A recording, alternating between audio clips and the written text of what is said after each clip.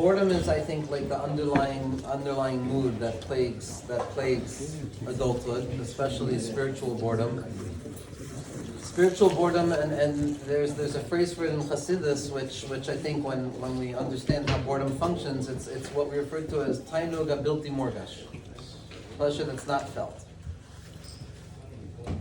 And boredom. Let's start with healthy boredom. A healthy boredom is when a child is occupied with a game, and they're playing something, and their world is saturated with that thing that they're playing. Something comes along and breaks it or knocks it down. That's a destruction of a world, because that thing filled the individual's world. And the moment that thing is done filling that individual's world, there's emptiness. And the emptiness and the unfulfillment, which is literally there being no feeling, is the boredom. There's emptiness. But as an individual matures and as an individual begins to relate to themselves rather than just objects, and a person begins to reflect upon the battle that takes place within themselves, the mechanics of the nefesh habahamis, the nefesh halukus, a person begins to understand the inner workings of the self. The self becomes the object of reflection, where a person is ultimately meant to come to a place of moving beyond the self. But a person has what to do, and memories, and expectations, and hopes. And so when a person needs to be occupied with something externalized, so that's what might be identified as immaturity. And maturity is the ability to occupy oneself with oneself. Boredom in adulthood takes place when there's something that is preventing self-relation. There's something that's blocking me from really relating to myself and occupying myself with myself and who I am and how I am, my heart, my mind, the inner, again, not for the sake of being more of a self, but to know what I am so I could be mevatel it properly, and how to be mevatel it properly. And so when there's something either blocking the activity or the relationship to self to occupy my mind, or something too frightening for me, if I'm not ready to occupy myself with myself, I'm going to be bored. And I'm going to be driven towards distraction. Boredom is the fact that right now I have nothing blocking me from myself, and therefore I need to find something to distract myself. Boredom is what we describe that mood as, that feeling of, it's an anxious kind of empty energy that feels, it knows something is missing, even though it doesn't really know or care to find the answer to it. And ultimately it comes from a need to distract myself from myself. I think that's where boredom comes from. Does that make sense? Yeah. I think that's where boredom comes from. But on a holy level, and the way that we kind of redeem boredom is to realize that the fact that I'm not feeling anything, the fact that I don't feel any depth of connection or any connectivity whatsoever, really is not a proper sign as to whether a connection exists. If I operate from a place where the connection is non-existent, where the fullness is non-existent, so then yeah, if I'm not actively making it full, it's empty. But if I properly understand and orient myself towards the fact that there's no such thing as emptiness and everything is full, everything is filled, so then when I'm not feeling something, it no longer means that there's an emptiness. It means that now there's just a concealment of sorts. And so I'm not feeling something, but I know that there's something there. So now the not feeling begins to be a way of relating to myself in a way of not feeling something. So I don't feel anything, but I'm not using that as a reason not to enter into avodah, but I'm doing the avodah even while I'm not feeling, because I know that the not feeling is also a way of experiencing something that's present. Everybody with me? And this ultimately, in truth, even though it feels much more empty and less vital, this he'elem goes to the highest place imaginable, because the highest levels are unfeelable. It's called he'elem ha'atzmi. Ultimately, there is going to be a place where I don't feel anything. But when I'm able to say, okay, I don't feel anything right now, and I'm still going to serve Hashem even while I don't feel anything, what I've just done is I've become aware that I'm not feeling anything, which is a feeling. And so I've drawn that experience of boredom and not feeling anything into vessels of activity, which is referred to as being mahapich, the tainug habilti murgash, into a tainug hamurgash. Of taking an unfelt pleasure and drawing it down into vessels of feeling where I feel that I don't feel anything. And the work there then becomes the work of Mesiras Nefesh, of not, as Rabbi Nachman would say, like, of lo ichpatiyut, of not caring whether I feel or not, of being a shliach. There's many times where I'm not, I'm not there's many times where I'll meet with clients who are makusher to Lubavitch, and they'll say, I'm really struggling, and I'm not able to do the basic, I'm not putting tefillin on. I'm not able to put tefillin on. This was a real mitzvah. And I said to him, do a, it's a matzav, when you put tefillin in? What's the hanachas tefillin? Hanachas tefillin, that put tefillin on yourself as if you're putting it on a stranger. Treat your body, treat yourself as, it doesn't matter if you're feeling anything, treat yourself in avodah as another person. Allow your body to become the place where mitzvos ma'asos take place, even if you don't feel anything whatsoever. And so in that way, boredom doesn't have to be something that takes a person away from avodah. In fact, the hargasha itself is more of a gilui. It's a hispashtus of the davar. The etzem is always ne'elam. The etzem doesn't feel like anything because it's so present. It's like the Mesilas Yesharim describes in the first chapter. In the introduction, he says the most basic truths are those that are most revealed. And because they're so revealed, we tend to just forget about them because we're so used to the ideas. And so really the thing that is most not felt is the thing that's most present. So boredom becomes an opportunity for Mesiras Nefesh to serve Hashem in spite of the fact that I don't feel anything, because not feeling something is no longer an empty thing, it's just a concealed thing, if that makes sense. So can I follow up? Sure. So one expect that will go away at some point, or does it matter? It's tchilaso avoda, sofa matana.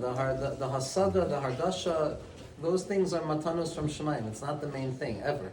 The hasaga is never the main thing. To think that the hasaga is the main thing, or how I feel about myself in terms of avodas Hashem, is never the main thing. The main thing is kashor la'olam, to do exactly what I need to do, whether I'm feeling something or not.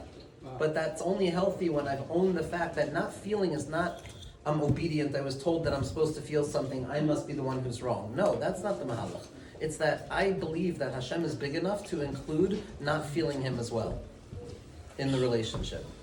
Hashem is not so small that I have to be aware of my connection to Him. And once the unfeeling experience is incorporated in a healthy, positive way, which is something we all have to do sooner or later because it's most of our lives, then I'm ready to do it, and then I stop caring about whether I feel. Right. And then when I forget myself a little bit, that's when I'm feeling it, meaning bittul.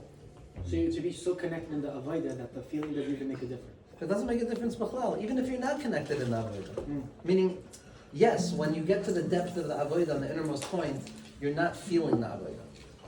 But even when I'm on the chitzonius of the chitzonius, and I feel everything but the avodah, my mind is still, why am I not feeling? Why am I not feeling? I'm still an I still do that way. And that leads to bittul. So it's like the emotions are sheker.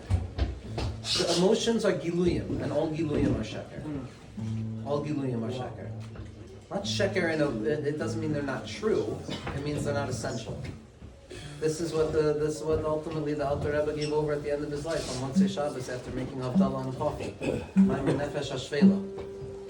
Ma'amer Nefesh Hashvela. It's about that ultimately the job of the tzaddik is to be mevarer sheker. Why? Because the Malachim of Emes said, don't create the world. And because the Jews they're going to lie. And ultimately Hashem said, I don't care. He took Emes and threw it to the ground. And the Malachim are like, oh my goodness, that's you. You just threw yourself to the ground and shattered yourself. That's your stamp. And so it says, Eretz Emes me'eretz titzmach. So Memela, says the Balatanya, in Nefesh Hashvala, which is the last Maimer he ever gave over before his death, that any Torah in this world is by definition a Torah she'ena shel emes. Because a Torah of emes can't be mislavish in this world. And therefore, the avodah of the tzaddik is to go down into a Torah she'ena shel emes, which is Torah Shebal Peh. Right? Torah Shebal Peh starts, what? They're starting Bava Metzia tomorrow. Right? My favorite thing, the introduction to Gemara learning for most children is someone stealing a talis. Spirituality and human emotions clashing. Someone's stealing a talis, someone's wrong. And that's what the Baal Tanya explains in Parshas Vayetze in Torah Or, Vayetze Yitzchak lasuach basadeh lifnos arach. Yitzchak is the secret of Torah Sheba'al Peh. And the avoid of Torah Sheba'al Peh is lifnos arach, to go down into the fields of darkness and to clarify the tainos shel sheker and the bilbulim and the demionos, which are not shel emes, in order to be megala and even deeper emes. But the Havamina is now also revealed to be part and parcel. But yeah, the emotion is not the Iker Inyan. Bechlal. The Iker Inyan is bittul. Whether I'm not I'm aware of it. There's bittul mitzad amaisa, and then there's bittul mitzad moichin.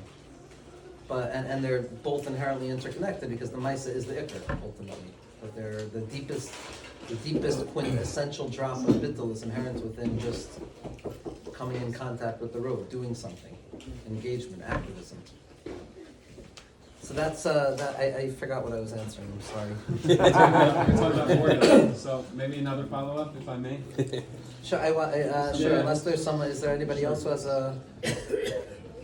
Sure. I'm more than happy to. Doctor, the floor is yours. Okay. So just when you think about the idea of flow and what really makes a person feel like time, that they're not aware of the passage of time. Does that play a role in either their avodas Hashem or their activity? Should that be a guideline? And if the goal is bittul to the point where we're not really aware of how we feel, so do these two things go against each other? Like, should I be paying attention to how I feel while I'm doing something, to try to let it guide me to do the thing that's right for me, or should I really not care?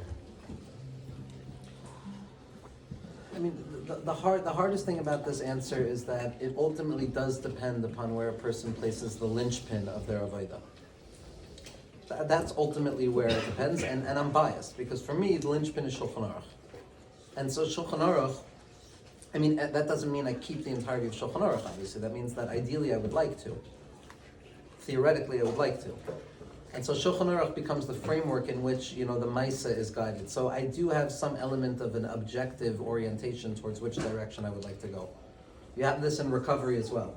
One of the miracles of how a 12-step model works is ultimately that the Iker is the Maisa, and you have a real Haggadah, you have a real way of saying whether this is a successful day or an unsuccessful day.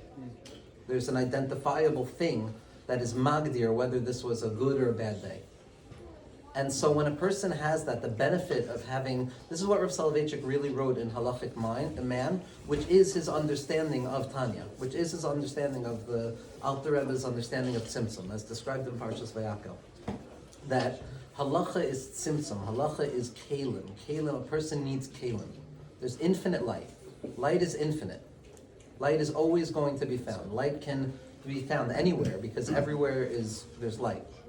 The Chiddush of Yiddishkeit, and the Chiddush of our generation in particular, I believe that Tzemach Tzedek said this, is Avodas HaKelim, is making Kelim for ourselves, is learning how to channel the light, how to channel our feelings, how to channel that burning desire that we have towards something we know not what, but to find ways that we can, bring it into actuality through Maisim. And then a person also has midos. So a person develops emotional planes that they feel they are operating best at, right? I would like to be kind and not angry. And so then any moment where I find myself self-aware, I'm working on not being angry. I'm working on reducing the ease towards anger, all of which, and then I develop the tools of that, which is letting go of the notion of control. And so I find that I think that it's taking the creativity of self, the flow of self, my os in the Torah, my own particular look. The Balatanya and all the Admorim afterwards, really, and Rabbi Nachman, they utilize a very important teaching from the Zohar, which is on the pasuk in Eishes Chayil, that Noida b'Sharim Bala. Eishes Chayil, Noida b'Sharim Bala. It's a hint of the elevation of Malchus upon masculinity, where the husband is known in the gates of town because of who his wife is, where Malchus goes up.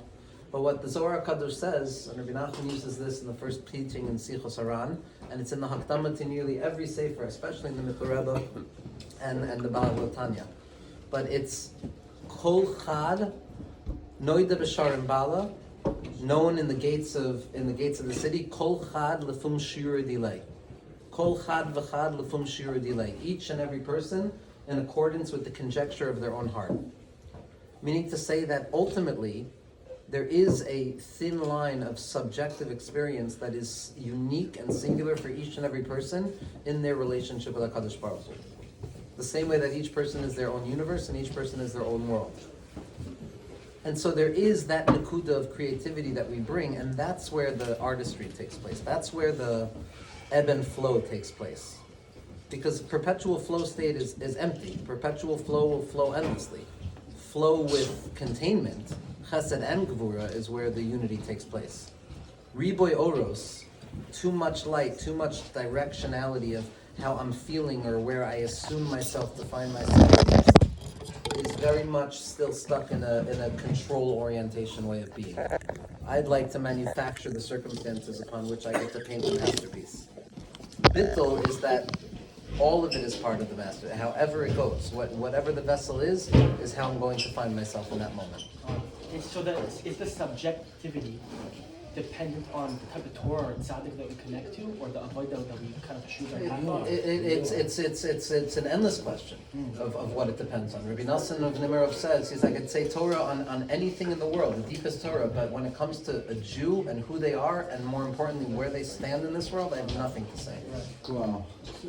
How does somebody understand what their tafkid is, and then how do they know if they're in line with it or they're not in line with it? The Gra points out in Mishlei that when Nevi'im were around, there was such a thing that you went to a Navi and you received your tafkid. We don't have that anymore.